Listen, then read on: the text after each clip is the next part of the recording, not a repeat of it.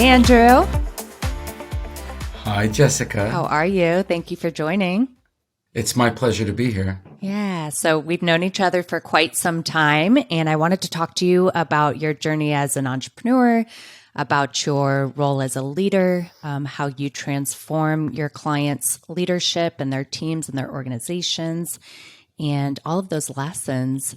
So if you would, please introduce yourself. Well, hi, everybody. I'm Andrew Kolikoff. I'm a principal at a company called Aurelius. Our full name is Aurelius Transformation. You can find us on the web at aureliustransformation.com. Aurelius is after Marcus Aurelius, Aurelius. I tell people I'm a recovering geek, that I made it out of rehab. I still go to meetings every now and then. Actually, I was a former chief science officer, 2 graduate degrees, university adjunct professor in New York. And then I got bored and burnt out by the time I was 38 years old and did something crazy and left it all to go into business development, which there's a whole story behind that, which maybe we'll uncover. And then I started my own firm. It was a consulting firm. And then I invented a product and I got lucky and I built a very large company and I got licensing from the NFL, baseball, basketball, and hockey. I even got luckier and made the front page of USA Today in 2004. And when I wound up selling that company in 2006, it didn't end as well as I had hoped. My partner was not the easiest man, not the most ethical man, and I was pretty devastated. But it was probably the best thing that happened to me because I started realizing that I had to take ownership of what happened to me. And I then dedicated the rest of a good 10 years of obsessively understanding me and reading everything on leadership and personal development and reading biographies of great leaders. I had the incredible experience of, while I did own that company, that my clients were owners of teams who are billionaires, and they're different cats, Jessica, and I learned some valuable lessons from them as well. And since that time, I have been a consultant and a leadership development, team development facilitator, coach, as well as a cultural enhancement and improvement specialist. I now have a team around me, and it's probably the best thing I have ever done in my life. You know, I think that we are also driven, we wind up chasing the money in our lives. But what we sometimes forget about is chasing what's in your heart of hearts and having the courage to do it. And it's been a long, strange trip, but this is the art that I put in the world. I didn't go to school for anything that I do and all the people that I work with, and I spent half my life in school. But this is the best work I've ever done.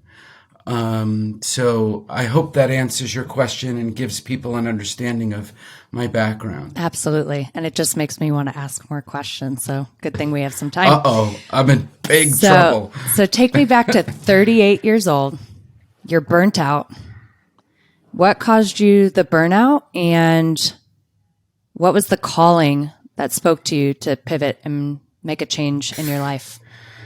That's a great question. I'm going to tell you why, because it makes me tell you a great story. I love your stories. Everything is a story. And you may know this story, Jessica. For the audience who's listening, Jessica and I know each other. So I grew up in an incredible home. My parents were madly in love. They were openly affectionate. My brother and I were the center of the universe. But more than that, my parents lived their lives in service, and it wasn't religious. It was just, that was who they were. And my home was like Grand Central Station for anybody that needed a meal, a place to stay. My home was the hub of laughter, love, safety for the world. And The world was an incredible place for me growing up. I thought that was the world, and it wasn't until I left that I realized the world's a more complicated place. So when I was, in answer to your question, when I was 17 years old, I was a senior in high school. My father, who was a dentist, and he was a very sweet, gentle, soft-spoken man, non-authoritarian. My mother was more the authority. He came back from work one day and he walked up to me, and trust me, I'm going to tie this as an answer to your question. And he said, "Andrew, we need to have a talk." And I was like, I must have screwed up. What? Really? And I was like, wait a minute, Dad, we've already had that talk. I was 12 years old. And he goes, "It's not that talk." He goes, "Upstairs." So I go upstairs, and I'll never forget, Jessica, I'm sitting on the edge of his bed, and he's sitting on that hokey chair next to his bed. And he looks at me and he goes, "Andrew, I have a confession to make." And I'm like, wow, this is getting weird. And he goes, no, it's not weird. He said, "You see, Andrew, I've been doing dentistry for 20 years, and I'm bored, but I don't really know what else to do. You know, you're looking at colleges, you're a senior in high school, your brother will be in 2 years. So I'm going to stay with what I'm doing, but I'm going to make you an offer, but you've got to make me a promise back." And I'm like, okay. And he goes, "Well, here comes the offer." He said, "I am going to pay for your school, and I'm going to pay, it doesn't end there. I'm going to pay for however far you want to go. You want to go to graduate school? I'll even pay for that. Dental school? That too. You even want my practice? I'll give it to you. However, you have to promise me that throughout your life, you will never be bored and you'll always have the courage to follow your gift." So I was 17 and I was like, sure, deal, right? I shake his hand. And I forgot about the promise for a lot of my life growing up until I was 38. I was bored. I was burnt out, and I remembered the promise that I had made my father. And if it wasn't for that, Jessica, I would still be doing that as my occupational profession. I would have endured. I would have found a way to keep going. But because of that promise, I have reinvented myself so many times. And that was one of the major times that I did in my life. That's really beautiful. I would have Yes. taken that handshake deal in a heartbeat. It sounds like a good one. Well, I don't think I had a choice, Jessica. So I think I had to take the deal. I think I had to take the deal. And with that came, my father had the book in his hand that he gave me to read. It was Think and Grow Rich by Napoleon Hill. And he had a personal letter folded, written inside, which it was typewritten, and I have lost the letter and I've lost the book, and it pains me that I've lost it, but I remember a lot of what it said. Yeah. So where did your heart take you? And what is your mission? So, my God, you asked the right questions at the right time. So where it took me was where my heart was. You see, going back to my family, growing up in a home where you live your life in service, it wasn't until I went away to college that I realized how different the world was, but more importantly, how amazing my parents and grandparents were. My grandparents were there every day, and they immediately became my heroes. You don't know how sometimes great somebody is until you have contrast.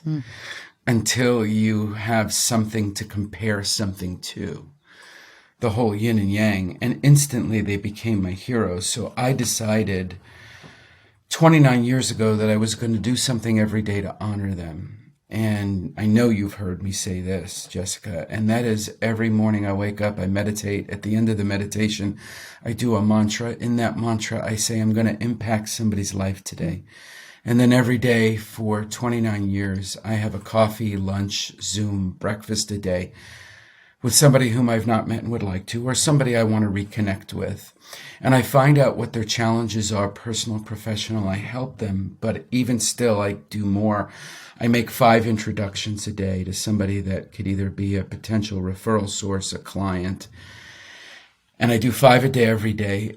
And I had been doing that for years prior up to becoming chief science officer of a company and 38 years old. And I was the top producer. Even though I was a geek, I was out producing all the business development people there because I was relentlessly making a difference in the lives of some of the biggest real estate developers, contractors in the New York tri-state area. And of course, they wanted to give me work. So my way of doing business development was actually never selling a thing. Mm-hmm. It was just relentless dedication to not selling them anything, just making a difference in their life for them, finding out, asking the right questions. So when I got bored and burnt out, it was natural for me to think, well, let's do business development. I'm good at it. I love it. And it gets me to perpetuate who I am and what my parents taught me.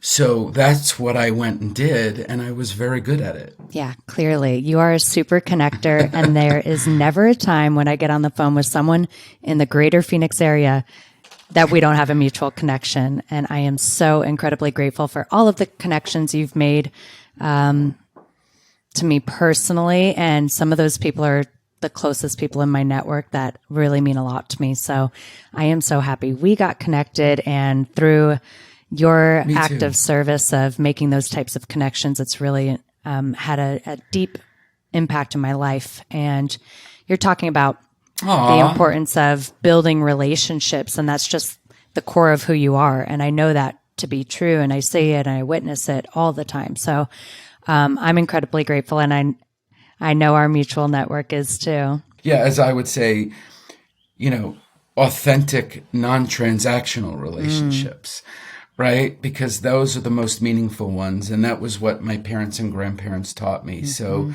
that's always what I'm after. And usually whatever else that which you or we desire usually has a way of showing up. If you can find a way to be genuine and truly, truly help make a difference. Because if you really make a difference for someone, Jessica, you become remembered, right? You become memorable to somebody. And I'm not saying that in a manipulative way. I'm just saying that's what happens. And when you become remembered, then you are going to be remembered. Yeah.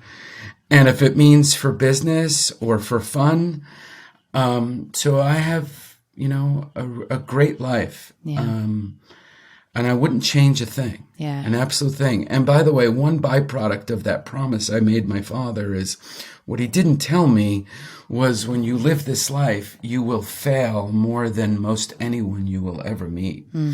Because you're living a go for it life. You're following the, trailblazing the path of finding your art and how to put your art into the world. And the amount of courage and failure it takes over and over and over again, that it forces you to reinvent and re-examine yourself in such intricate ways that me going down the path of leadership was natural. It was a natural progression because of the amount of failure that I endured. Yeah, that's beautiful. And I know as we're talking to entrepreneurs right now, and oftentimes when you're building a business, you get really caught up in the trying to land clients, right?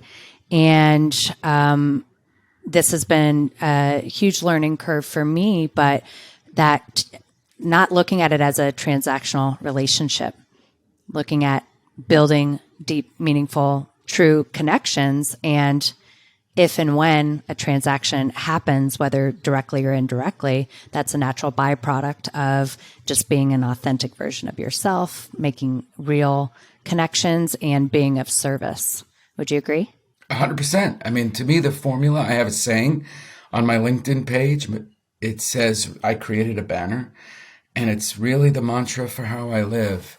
certainly with the respect to business, because it's on LinkedIn, and it says, it's good business to make a difference in the lives of those you do business with and seek business from. I love it. If you think about it, Jessica, what better way is there to do business that along the way you're making a difference in their life? So true. What better way is there to do business, right? So that's really, this is the most rewarding work I have ever done in my life. I'm making a difference in their lives and in their businesses.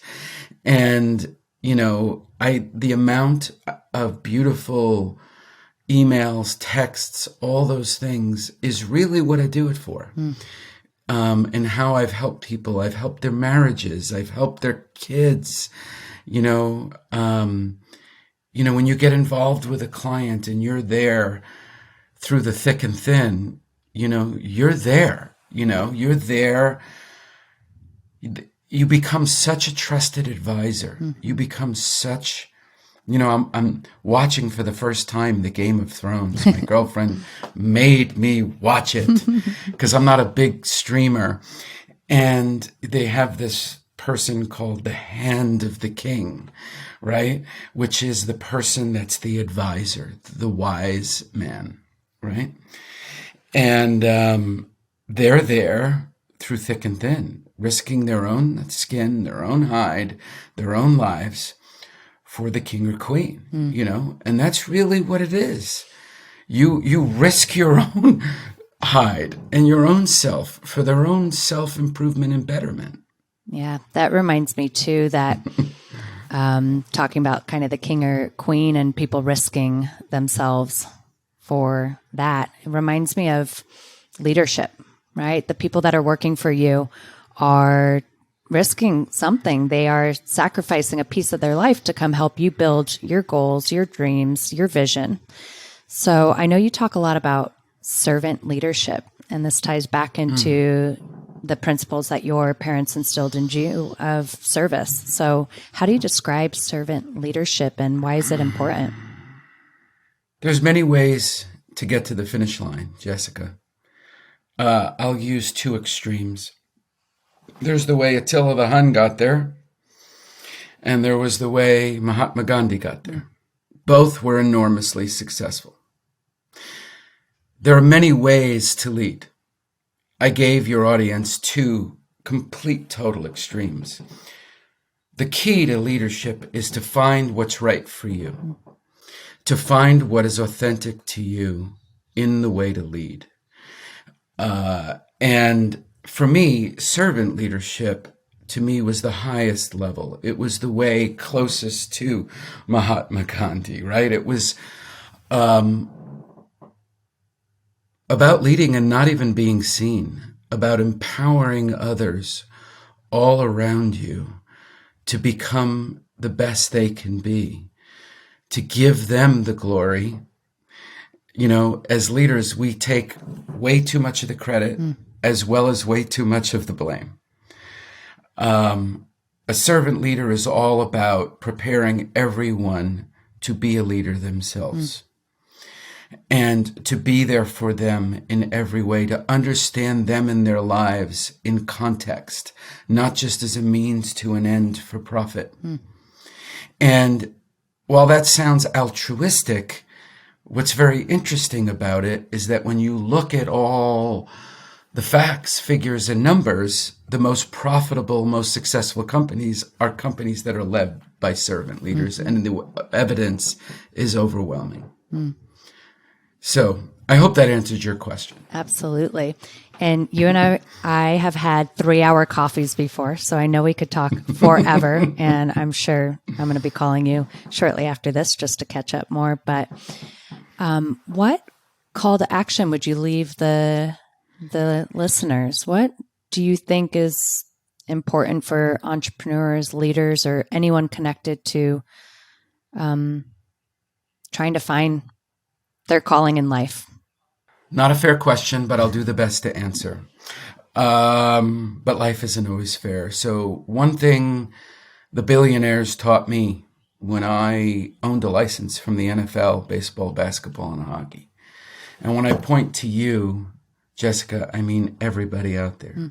your career, your business will only ever be about as good as you are. And about as good as you are is about as good as it's ever going to get. Yet everything we learn and everything society teaches us is to focus on it. We need money for it, people for it. We need training for it, experience for it. We need technology for it. The list is endless in what you need for it. But the happiest, most successful people you will ever know are very often working on themselves and investing in themselves almost as much as they are it. Never lose sight of the fact that I can give all of you the recipe on how to bake the cake. Everybody has the recipe on how to build a successful business, but less than 5% do. But they all have the recipe. The 95% is here.